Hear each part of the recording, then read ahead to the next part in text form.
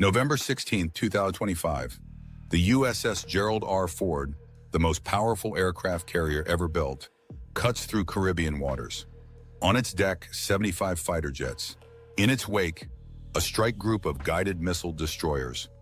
Destination, Venezuela. This isn't a training exercise.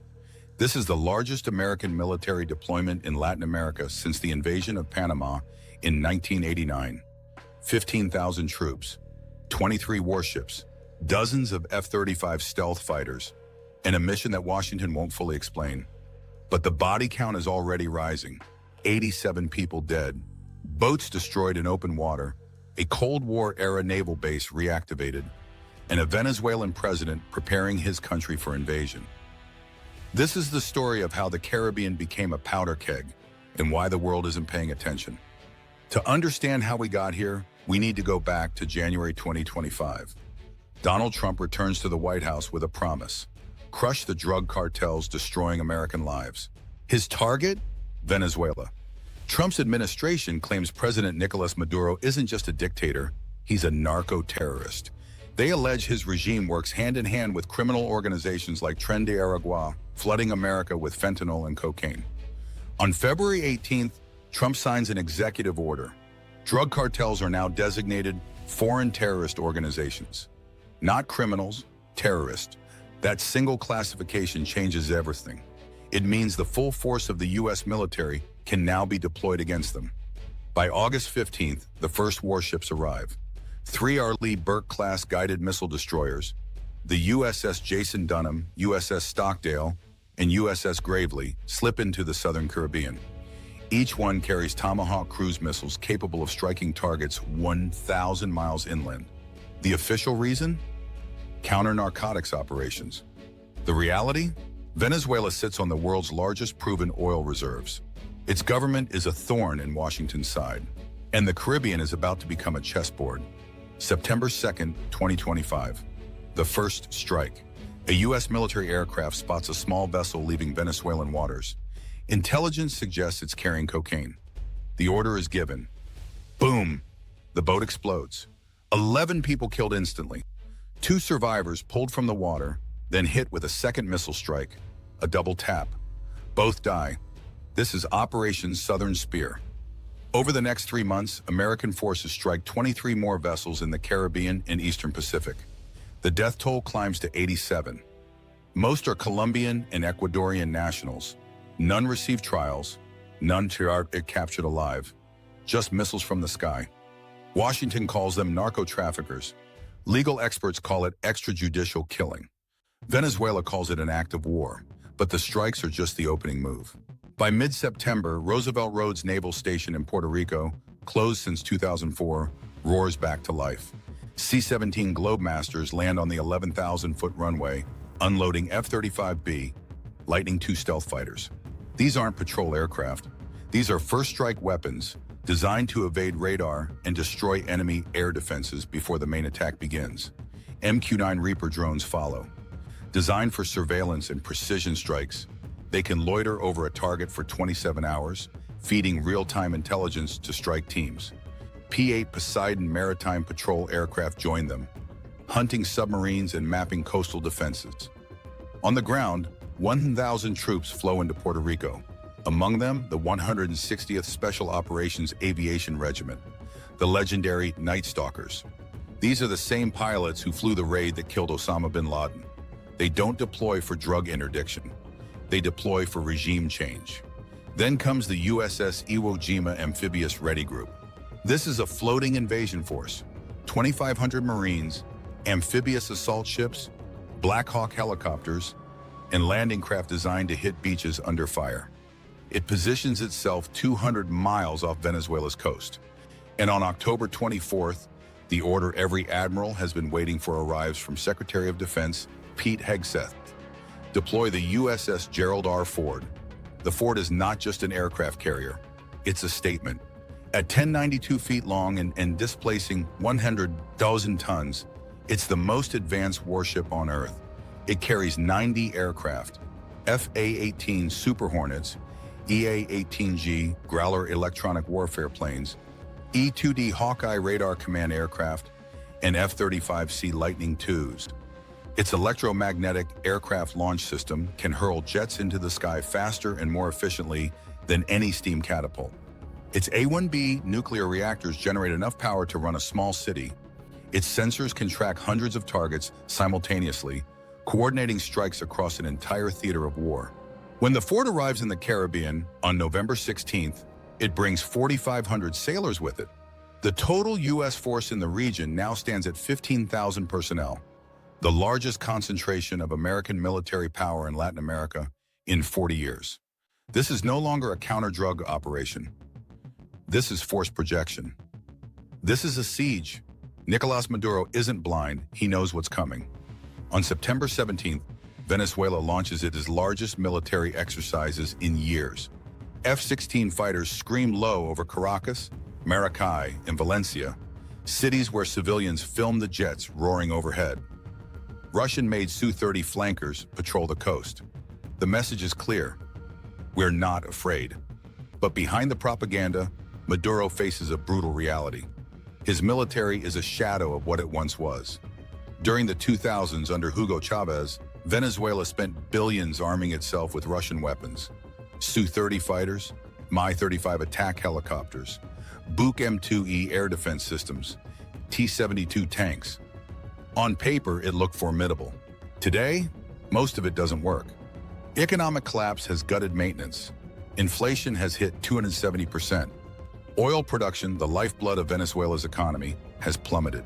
Spare parts for F-16s can't be sourced because of U.S. sanctions.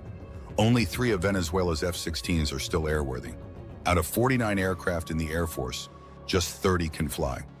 Experts estimate Venezuela's military has 125,000 active personnel, but many are malnourished.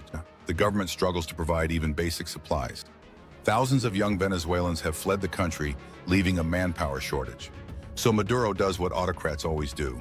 He mobilizes civilians. On August 19th, he calls for 4 million militia volunteers. By November, he claims 8 million have signed up.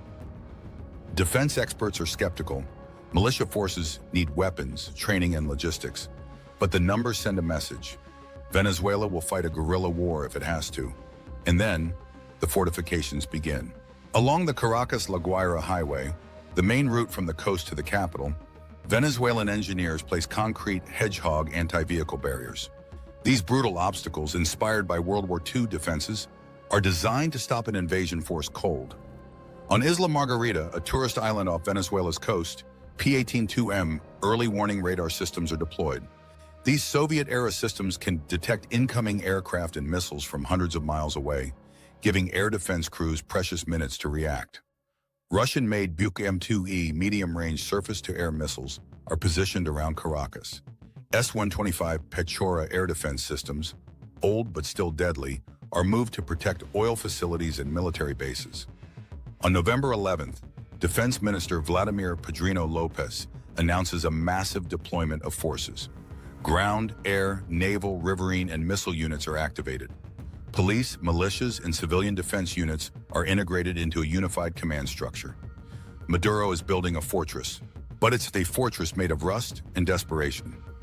While the world watches fighter jets and carrier groups, the real story is happening underwater and just beyond the horizon. The USS Gerald R. Ford doesn't travel alone. It's the centerpiece of Carrier Strike Group 12, a floating armada of cutting-edge warships. The USS Normandy, a Ticonderoga-class guided missile cruiser, acts as the group's air defense commander. Its Aegis combat system can track and engage over 100 targets simultaneously: ballistic missiles, aircraft, drones. If Venezuela fires anything into the sky, the Normandy will see it first. 3 destroyers, USS Ramage, USS McFall, and USS Thomas Hudner, form a defensive ring around the Ford. Each carries 90-plus Tomahawk cruise missiles. Combined, they can launch a barrage of 270 precision-guided missiles, hitting command centers, air bases, and radar sites before Venezuela's military even knows the war has started. Somewhere beneath the waves, a Virginia-class attack submarine prowls. These subs are among the quietest in the world, designed to hunt enemy vessels and launch Tomahawk strikes from underwater. Venezuela's Navy, 4 patrol boats, and 2 aging German submarines wouldn't stand a chance. But there's another player in this game, Russia.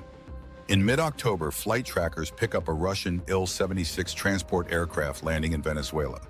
These planes are used to move troops, weapons, and advisors. Russia has long been Venezuela's arms supplier. Will Moscow risk a confrontation with the United States to protect Maduro? It's unclear, but the presence of Russian advisors raises the stakes. Meanwhile, Venezuela's Navy scrambles to respond. Guayquerí-class patrol boats, small, fast, armed with machine guns, are deployed near key maritime corridors. They won't stop a carrier group, but they can complicate an invasion. Venezuela's 2 Type 209 submarines, purchased from Germany in the 1970s, are moved to coastal positions.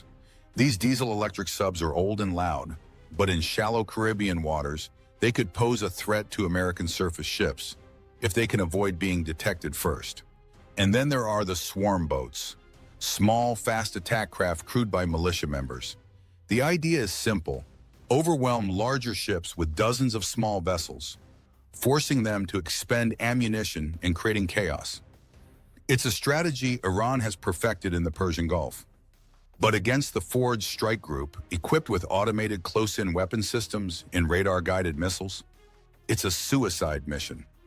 Still, Maduro has one card left to play: asymmetric warfare. If the U.S. invades, Venezuelan forces won't fight a conventional battle. They'll melt into the jungle, the mountains, the cities.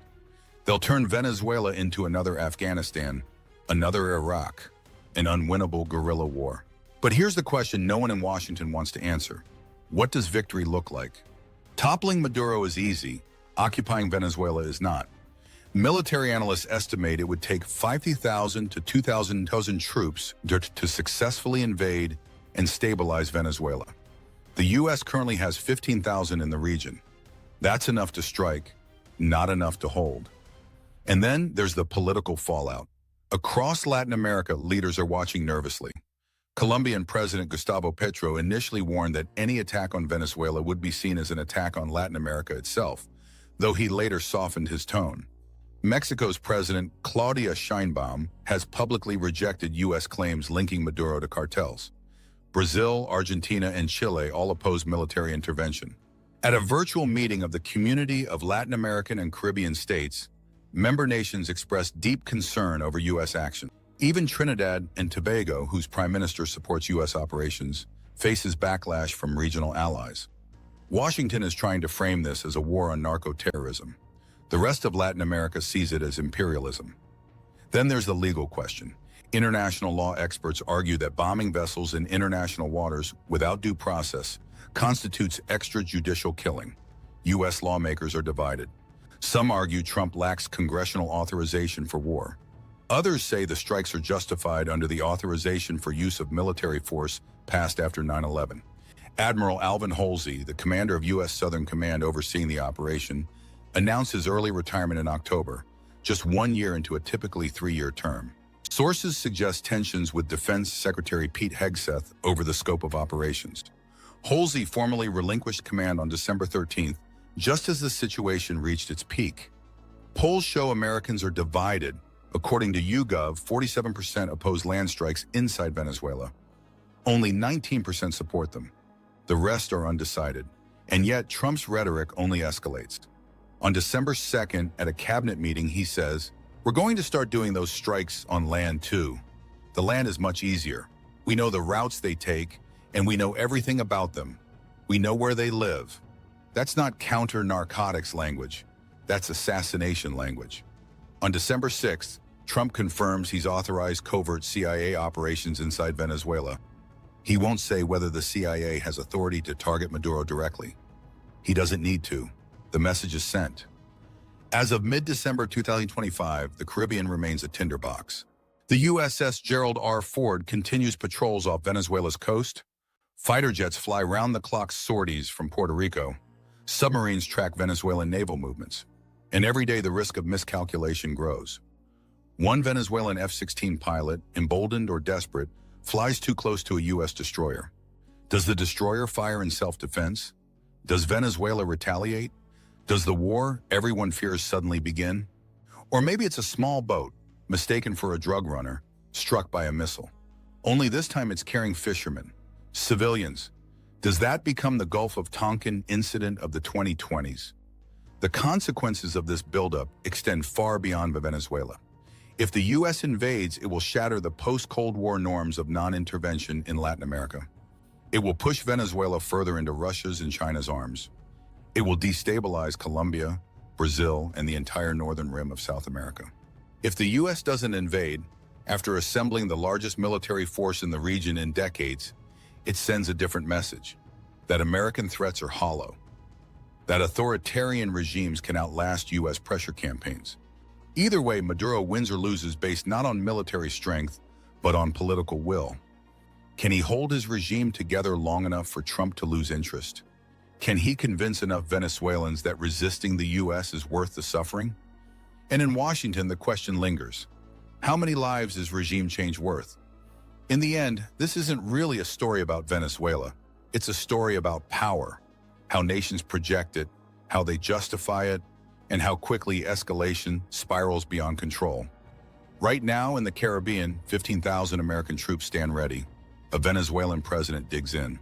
And somewhere between them, in the dark waters of the sea, the future of an entire region hangs in the balance. History doesn't repeat, but it rhymes. And if you've been paying attention, you've heard this song before. The question is, will we listen before it's too late?